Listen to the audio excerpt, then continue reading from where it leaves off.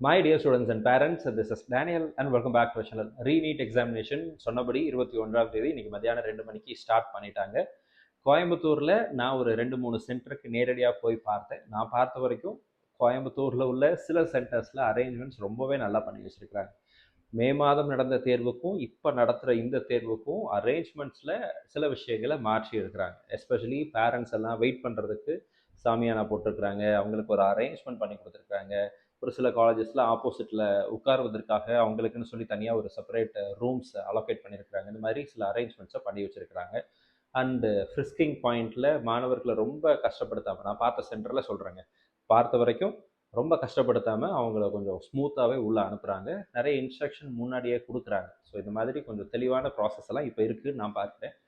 நீங்கள் உங்களுடைய குழந்தை எக்ஸாமினேஷன் எழுதுகிற சென்டருக்கு வெளியே தான் இப்போ உட்காந்து இந்த வீடியோ பார்த்துட்டு இருப்பீங்க.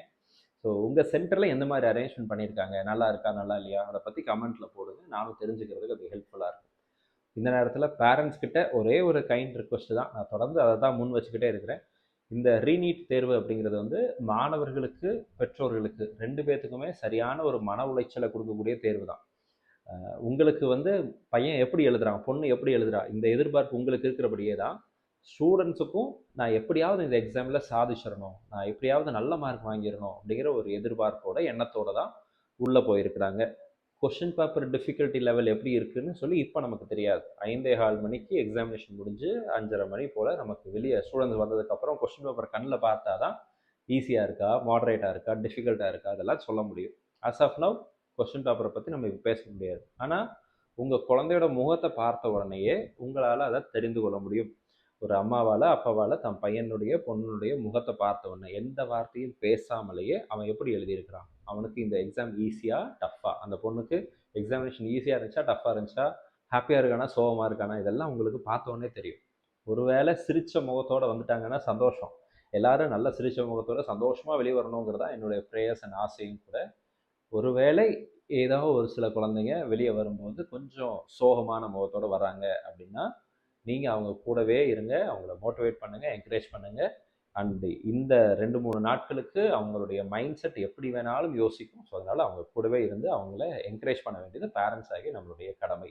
ஒரு ஆசிரியராக இதைத்தான் நான் எதிர்பார்க்குறேன். ஸோ இந்த ரீநீட் எக்ஸாமினேஷனுடைய ரிசல்ட்டும் கூடிய விரைவில் ரிலீஸ் பண்ணுவாங்க. நம்மளுடைய மிஸ்பா அகாடமியுடைய வாட்ஸ்அப் சேனலில் இந்த எக்ஸாமினேஷன் முடிஞ்ச உடனே கொஸ்டின் பேப்பர் நம்ம கைக்கு வந்த உடனே அதனுடைய அஃபிஷியல் ஆன்சர் கீயை நம்ம வந்து பப்ளிஷ் பண்ணுவோம்.